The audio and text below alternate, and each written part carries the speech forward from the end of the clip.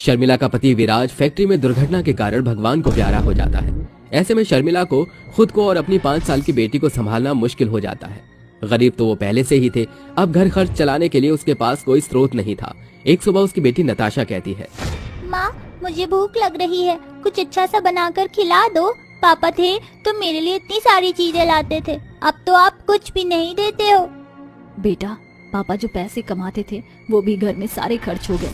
घर में कोई पैसे नहीं है ना खाने की चीज है। मुझे भी काम ढूंढकर पैसे लाने होंगे।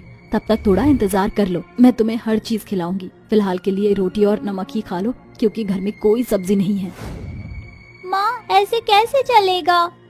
तो ऐसा कर, स्कूल जाएगी तो स्कूल का खाना खा लियो और उनसे थोड़ा खाना मांग लियो, जब तक मैं काम ढूंढ लेती हूँ। एक बार मुझे काम मिल जाएगा तो तेरी सारी इच्छाएं पूरी करूंगी। ठीक है माँ, मैं समझ गई। नताशा अपनी किताब खोलकर पढ़ने लगती है। इतने में शर्मिला बाहर जाकर काम ढूंढती है। उसे कहीं भी काम नहीं मिलता। वो खाने के लिए भी भटकती है। तभी एक बूढ़ी औरत जो बेहद बुरी हालत में थी, वो भीख मांगते हुए कहती है, अरे बेटा रुक जाओ, कुछ खाने को है तो दे दो। मैंने 4 दिन से कुछ नहीं खाया है। माँ जी, मेरे पास तो खुद कुछ खाने के लिए नहीं है। मैं खुद लाचार हूँ और काम की तलाश में हूँ, पर आप चिंता मत कीजिए, मैं आपके लिए खाना ढूंढ कर लाती हूँ कहीं से। शर्मिला जल्दी से इधर उधर से उनके लिए खाना मांग कर लाती है और जब तक लौटती है तो उन बूढ़ी अम्मा की सांस थम चुकी थी। ये देखकर वो लड़खड़ाकर रोते हुए कहती है, माँ जी उठिए। क्या हुआ माँ जी, उठ जाइए। देखिए, मैं आपके लिए खाना लाई हूँ, खा लीजिए। मुझे बहुत बुरा लग रहा है। पता नहीं मैंने आने में क्यों देर कर दी। कहीं मेरी वजह से इनकी जान तो नहीं चली गई। बहन जी, आप अपने दिल को कसूरवार मत ठहराइए। मैं तो इन अम्मा को खाना दे दिया करता था, पर 3 दिन से मैं यहाँ आया नहीं और किसी ने इन्हें खाना नहीं दिया, और जितने में आप आई इनकी जान ही चली गई। आजकल के लोगों में इंसानियत ही नहीं है, किसी की मजबूरी नहीं समझते। वो लड़का उन बूढ़ी अम्मा का अंतिम संस्कार कर देता है। वहीं शर्मिला के दिमाग से उन बूढ़ी अम्मा की छवि नहीं जाती है। वो बस उन्हीं के बारे में सोचती है और किसी भी गरीब इंसान को खाने के लिए भीख मांगते हुए देखती तो उसे बहुत तरस आता। अगले दिन मटके में पानी खत्म हो गया था, जिसे भरने के लिए वो उसी नदी पर जाती है जहाँ वो अक्सर जाया करती थी। तभी काश वो माँ जी वापस आ सकती, लेकिन अब मैं किसी और भूखे गरीब को इस तरीके से मरने नहीं दूंगी। मुझसे जितना हो पाएगा मैं उतना गरीब लोगों को खाना खिलाऊंगी। खाना तो मुझे बहुत अच्छा बनाना आता है, क्यों ना मैं एक सस्ता ढाबा खोलूं जहाँ लोग सस्ते दर पर खाना खा पाएंगे। पर मैं उस ढाबे को कैसे खोलूं? पैसे नहीं है, उसके लिए मुझे बहुत सारा रसोई का सामान चाहिए जो मेरे पास नहीं है। ना मेरी नौकरी लगी। भगवान, मेरी कुछ मदद करो, मुझे नौकरी दिला दो। मेरी बच्ची भी भूखी तड़प रही है। शर्मिला के रोते हुए आंसू उस नदी में गिर जाते हैं। तभी एक फव्वारे के साथ नदी देवी प्रकट होकर कहती है, शर्मिला, अब तुम्हें चिंता करने की कोई जरूरत नहीं है। मैं जानती हूँ उस बूढ़ी अम्मा के चल बसने से तुम बहुत दुखद हो। तुम लोगों को खाना खिलाना चाहती हो, उनकी मदद करना चाहती हो, पर इन सब के लिए तुम्हारे पास कोई आर्थिक सहारा नहीं है। तुम ढाबा खोलना चाहती हो ना? मैं इसमें तुम्हारी सहायता करूंगी, क्योंकि जो नेक दिल होता है और दूसरों के लिए सोचता है, उसके बारे में मैं सोचती हूँ। इस नदी के अंदर तुम्हें खाना बनाने से संबंधित हर तरीके का मसाला, सब्जी, हर चीज प्राप्त होगी। बस तुम्हें नदी के अंदर जाना होगा। बेफिक्र रहो, तुम्हें कुछ भी नहीं होगा। जितनी बार चाहो इस नदी के अंदर आकर सामान ले लेना और ढाबे पर खाना बनाकर बेचना। इससे तुम और तुम्हारी बेटी भी भरपेट खाना खा पाएंगी। नदी देवी, आपका बहुत बहुत शुक्रिया। आपने मेरी सारी परेशानियों का समाधान कर दिया।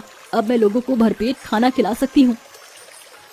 ऐसा कहकर नदी देवी चली जाती है और वो नदी के अंदर चली जाती है, जहाँ उसे रसोई से संबंधित हर तरीके का सामान मौजूद मिलता है। वो एक बास्केट में मसाले, पनीर, सब्जी, दाल, आटा, हर चीज को लेकर अपने घर चली जाती है। किसी से थोड़े पैसे उधार लेकर ढाबे को खड़ा करती है। वहाँ मेज टेबल रखती है, रसोई का सामान रखती है, जिसके बाद वो नदी के अंदर से लाया हुआ सामान से खाना बनाती है और बोर्ड लगा देती है। अरे आइए आइए, सिर्फ 20 रुपए की वेज थाली, 30 रुपए की पनीर सब्जी, 40 की चिकन करी खाइए। आइए आइए आइए, खाइए। अरे वाह, अब हम 20 रुपए में भी खाना खा सकते हैं। इतना सस्ता खाना। अरे चल मनीष, तू भी खाना खाने चल। सुनिए, क्या 30 रुपए में पनीर की सब्जी मिल सकती है? हाँ आइए आइए, बिल्कुल खा सकते हैं। तभी वो दोनों खाना खाकर शर्मिला की बहुत तारीफ करते हैं। उन दोनों को देखकर आते जाते गरीब लोग भी सस्ते बजट में उनसे खाना खाकर संतुष्ट हो जाते थे। मुनाफा कम था पर शर्मिला को सुकून था कि वो हर गरीब को भरपेट खाना खिला सकती है। अरे नताशा बेटा, तू क्या खाएगी बता। माँ आप तो जानती हो मुझे चिकन करी बहुत पसंद है। ये ले खा ले। नताशा अब तुझे जो भी चाहिए मैं तुझे सब ला कर दूंगी। सच्ची माँ? तो आप मुझे नीली आंख वाली गुड़िया ला कर दोगे? हाँ बेटा, पहले हम लोगों को खाना खिलाने जाएंगे। ठीक है माँ। शर्मिला खाना बनाने के लिए फिर से नदी में जाती है और खाना बनाने से जुड़ा सारा सामान लेकर आती है और खाना बनाकर एक डब्बे में भरकर मंदिर के बाहर बैठे या नुक्कड़ के किनारे असहाय गरीब लोगों को खाना खिलाती है। अरे बेटी जरा मुझे भी खाना दे दो, अरे कल से मैंने कुछ भी नहीं खाया। लीजिए ना बाबा, खाइए, और चाहिए तो आप बताना, आप जितना चाहो उतना खाना खा सकते हो। शुक्रिया बेटा, खाना बहुत लजीज है, अगर तुम नहीं देती तो पता नहीं भूखा तड़पता रहता। बाबा अगर आपको कभी भी खाना खाना हो तो यहीं पास में मेरा नताशा नाम का ढाबा है, आप जरूर आना। इस तरह माँ बेटी हर सुबह शाम भूखे लोगों को खाना खिलाती है और मेहनत से अपना ढाबा भी चलाती थी। हे भगवान, आज बहुत देर हो गई है, सब्जी मसाले खत्म हो गए, मुझे फिर से नदी में जाना होगा।